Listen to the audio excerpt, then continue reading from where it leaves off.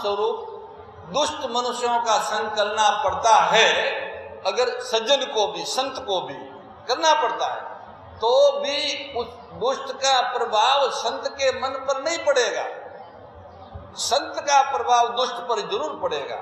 जैसे सांप के सिर में विष भी रहता है और मणि भी रहती है, मणि का प्रभाव विष पर पड़ता है, विष का प्रभाव मणि पर नहीं पड़ता। इसी तरह सज्जन पुरुष दुष्टों के संग में पड़ जाएगा तो भी दुष्ट का प्रभाव उसके चित्त पर नहीं पड़ेगा। ऐसे जो संत पुरुष है, ऐसे जो साधु पुरुष है, उनकी महिमा अपरंपार है। जो संग मात्र से जीवों का कल्याण कर देते हैं, जो चलते फिरते तीर्थ है, उनकी महिमा का वर्णन भगवान भी नहीं कर सकते। विधि हरि हर कबि को विद्वानी, कहत साधु महिमा सकुचानी। ब्रह्मा जी, भगवान शिव और भगवान विष्णु,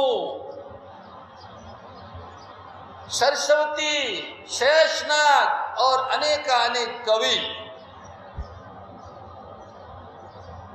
पंडित, ये सभी संत महिमा का वर्णन करने में संकोच जाते हैं। ऐसी जो अनुपम वाणी है, जिसका वर्णन भगवान शिव, भगवान विष्णु, भगवान ब्रह्मा आदि भी नहीं कर सकते, गोस्वामी तुलसीदास जी कहते हैं कि हमारे जैसे मनुष्य उन महापुरुषों की, उन संतों की महिमा का वर्णन कैसे कर सकते हैं। सो मोसन कई जातन कैसे, साक बनिक मणि गुण गन जैसे। वो जो अनुपम वाणी है, जिसका वर्णन भगवान शिव, भगवान विष्णु और भगवान ब्रह्मा नहीं कर सकते, ऐसी वाणी का वर्णन मैं कैसे कर सकता हूँ। जैसे सब्जी बेचने वाला रत्नों का मूल्यांकन नहीं कर सकता, ऐसे ही मैं इन संतों की वाणी का वर्णन नहीं कर सकता। ऐसे संतों के चरणों में प्रणाम करते हुए गोस्वामी जी कहते हैं, बंदौ संत समान चित, हित अनहित नहीं को, अंजलिगत शुभ सुमन जिमि सम सुगंध कर दो। मैं उन संतों को प्रणाम करता हूं जिनके चित्त में समता है, जिनका न कोई मित्र है और न कोई शत्रु है। जैसे अंजलि में रखे हुए सुंदर फूल, जिस हाथ ने फूल को तोड़ा है और जिसने उनको हाथ में रखा है, दोनों हाथों को एक समान सुगंधित करता है। ऐसे ही संत भी शत्रु और मित्र दोनों का समान रूप से कल्याण चाहते हैं। संत सरल चित जगत हित, जानि स्वभाव सने, बाल विनय सुनि करि कृपा, राम चरण रति देव। हम सब आज व्यास जयंती के इस आध्यात्मिक पर्व पर चलते फिरते तीर्थ राज प्रयाग के समान उन संतों का स्मरण करते हैं, उनके प्रार्थना करते हैं। बालक के रूप में हम विनती करते हैं कि हमें ऐसा वात्सल्य प्रदान करो जिससे परमात्मा के चरणों में हमारी प्रीति हो जाए और पूज्या गौ माता की सेवा की सामर्थ्य निरंतर बढ़ती रहे। सद्गुरु स्वरूप संत जो है, जिनकी वर्णन किया, ये सद्गुरु, ये संत ही सद्गुरु के पदवाच्य है। उनसे आज के दिन हम इतनी प्रार्थना कर सकते हैं कि हमें ऐसा सामर्थ्य दो जिससे हम निरंतर गौ सेवा करते रहे, और ऐसा प्रेम दो जिससे प्रत्येक प्राणी को ईश्वर के नाते अपना सके। भगवत प्रेम और गौ सेवा का सामर्थ्य, ये दोनों उनसे विनती पूर्वक उनके चरणों में मांगते हैं। भगवान वेद व्यास जी का आज प्राकट्य उत्सव है, इसलिए ये वेद व्यास जी की महिमा का ही वर्णन है, ये संतों की महिमा का ही वर्णन है। संत, ऋषि, ब्राह्मण, भक्त, महात्मा एक ही है, ये हमने पहले ही कहा। वेद व्यास जी ने मनुष्य को केवल आध्यात्मिक ज्ञान ही नहीं दिया, लौकिक ज्ञान भी दिया है। आचारो प्रथमा धर्म, व्यास जी महाराज ने आचार की शिक्षा दी। मनुष्य शरीर मिला है तो शुद्ध आचरण होना चाहिए। आहार में शुद्धि, विहार में संयम। पहले आचरण शुद्ध की बात करते हैं क्योंकि प्रासंगिक है। वर्तमान काल में एक विषाणु का संक्रमण चल रहा है, जिससे लाखों लोग संक्रमित हो रहे हैं और हजारों लोग काल कलवित हो रहे हैं। उस संक्रमण से बचने के लिए देश और दुनिया के जो जिम्मेवार लोग हैं वो 2-3 चीजें आचरण में लाने के लिए आग्रह करते हैं। 3 चीजें। पहली चीज यह है कि परस्पर व्यक्ति एक दूसरों का स्पर्श न करे, इतने निकट ना आवे जिससे एक दूसरों का श्वास घुल मिल जाए और उस श्वास में समाहित संक्रमण उसमें प्रवेश कर जाए, इसलिए दूरी रखो। हमारे यहाँ इतनी दूरी, एक पूर की दूरी, पुरुष की दूरी, एक पुरुष बैठता है, एक पुरुष खड़ा रहता है तो एक पूर, इसको पूर कहते हैं। ये आदमी की लंबाई के बराबर होता है। तो इतनी दूरी, इधर भी बैठेगा, इधर भी बैठेगा, इधर भी बैठेगा, खड़ा रहेगा, इतनी दूरी रखनी, ये व्यास जी की बताई हुई बात है शास्त्रों में कि प्रत्येक व्यक्ति को अंतरंग लोगों को छोड़ के जिनके एक एक चेष्टा को जानता हो उसको कहते अंतरंग। वो कहाँ गया, कहाँ बैठा, किससे मिला, क्या खाया, क्या पिया, ये सब जानता हो उसको अंतरंग कहते हैं। उसको छोड़ के किसी भी व्यक्ति, कोई भी व्यक्ति हो, उससे इतनी दूरी रखनी चाहिए। उनका पहना हुआ कपड़ा नहीं पहनना चाहिए, उनका ओढ़ा हुआ चादर नहीं ओढ़नी चाहिए, उनका चप्पल नहीं पहनना चाहिए, उसका बर्तन में जिमना नहीं चाहिए, उसके बैठने वाले आसन पर बैठना नहीं चाहिए, उनके सोने वाले आसन पर सोना नहीं चाहिए। ये बात व्यास जी ने कही है। व्यास जी की कही हुई थोड़ी सी बात ही, थोड़ा दूर रह जाओ। अब ये मुख बंद करो, ये जो है ना, ये अतिरिक्त बुद्धि, डेढ़पना, वो कहते हैं ना कि डेढ़पना। अगर आप दूर रहते हो और वहां से कोई संक्रमण आपके पास नहीं आता तो आपका मुख बंद करने की जरूरत नहीं है, पर पास में बैठते हो तो संक्रमित व्यक्ति का संक्रमण आप में प्रवेश कर सकता है, उसलिए बांधना है। खैर, दोनों बातें बताई, डेढ़पना भी बता दिया, दूरी रहने वाला बता दिया। और डेढ़पना इसलिए बताया कि शायद लोग दूर न रहे, अभ्यास नहीं है, इसलिए इकट्ठे हो जाएंगे, तो मास्क बांधने की बात कही, मोछा लगाने की। ये मोछा पहले बैलों के लगाते थे, ये बैलों का मोछा है, मनुष्यों का नहीं है। परंतु मनुष्यों ने ऐसे अपराध किए, उसके परिणाम स्वरूप उसको मुख बांधना पड़ रहा है, मुख छुपाना पड़ रहा है। दोनों बातें, ऐसी बीमारी आई मुख छुपाने की, मुख बांधने की, मानव अपराधों के कारण आई। तो आचार के लिए व्यास जी ने ये पहली बात कही। दूसरी बात, हाथ धोने की बात कहते हैं, तो हमारे यहाँ ये कहा है कि आप घर से बाहर जाते केवल हाथ नहीं, हाथ और पांव दोनों धोए, गोमूत्र से, गंगा जल से, स्वर्ण जल से या हल्दी जल से प्रक्षालन करें। साधारण रूप में आप घर से बाहर निकलते हैं तो ये 3 चीजें अवश्य करें। 2 चीज, हाथ पांव धोए और जल का प्रक्षालन करें।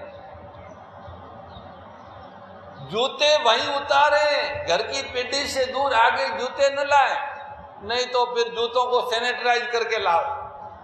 लाना है साथ में तो, पर वो लाने योग्य नहीं है, वहां रखने योग्य है। अब तो जूते पहने हुए भोजन करते, अपने कहा हाथ पांव धो के नीचे बैठ के भोजन करो, तो नीचे बैठने की जगह नहीं, खड़े खड़े भोजन करते हैं। जूता पहन के मत करो तो कहते हैं, बोले पांवों से थोड़ा ही भोजन करना है, हाथों से करना है, ठीक कर। अब क्यों उतारते हो, अब क्यों ये सैनिटाइज करते हो? केवल भय से। बता दिया ना कि संक्रमण आ गया, मर जाओगे, अंदर घुसेगा। बाकी कोई शास्त्रों से मतलब नहीं है, धर्म से मतलब नहीं है। हजारों लाखों सालों से हमारे पूर्वज हमको ये आचरण सिखाया कि बेटा घर से बाहर जाते हो तो इस तरह से जाओ। हमें कानों में, नाक में, होठों पे घी लगाने का कहती थी माताएं, सुबह स्नान करके घी लगाओ।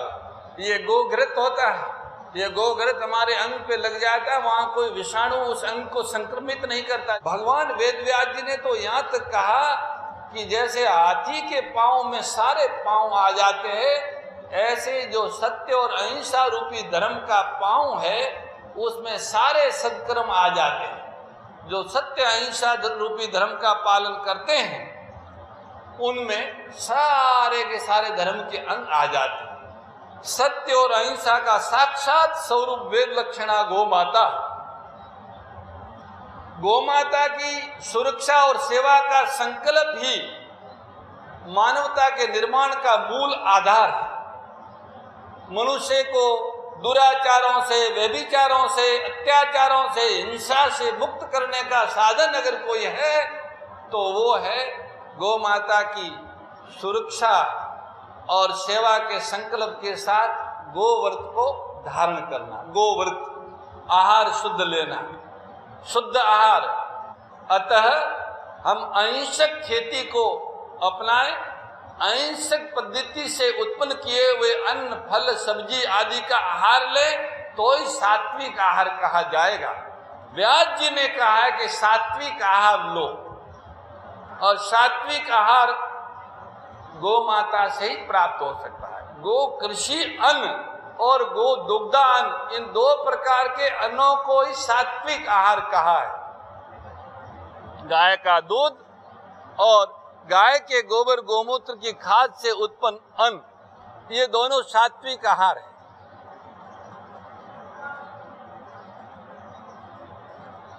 इस सात्विक आहार को लेने की प्रतिज्ञा आज हमें करनी है।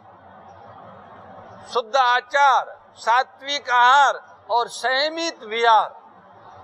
श्रीमन नारायण नारायण नारायण, श्रीमन नारायण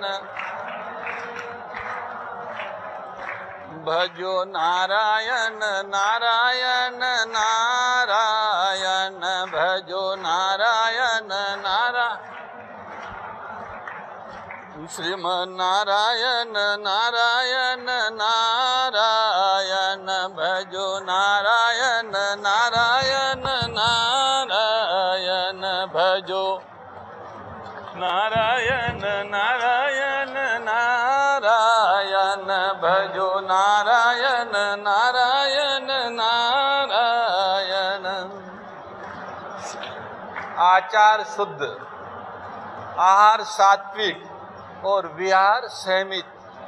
जो हम दौड़ते हैं, बोलते हैं, उठते हैं, चलते हैं, भागते हैं, जितनी क्रियाएं करते हैं इंद्रियों से, उनमें संयम होना चाहिए। देखने में संयम होना चाहिए, बोलने में संयम होना चाहिए, सुनने में संयम होना चाहिए। ये व्यास जी का उपदेश है। इस उपदेश के 3 आधार है: शुद्ध आचार, सात्विक आहार और संयमित विहार।